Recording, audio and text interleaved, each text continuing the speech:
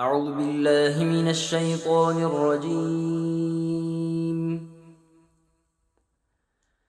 بسم الله الرحمن الرحيم. أولم ير الإنسان أنا خلقناه من نطفة فإذا هو خصيم مبين وضرب لنا مثلا ونسي خلقه قال من يحيي العظام وهي رميم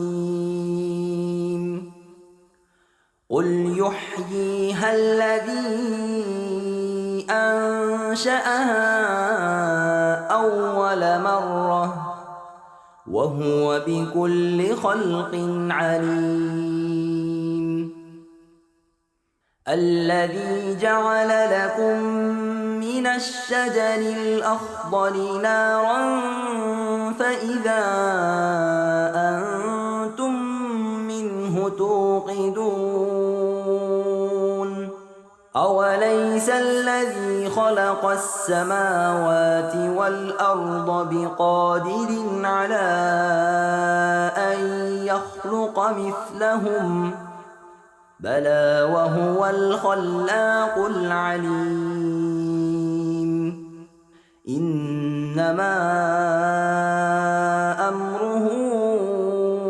إذا أراد شيئا أن يقول له كن فيكون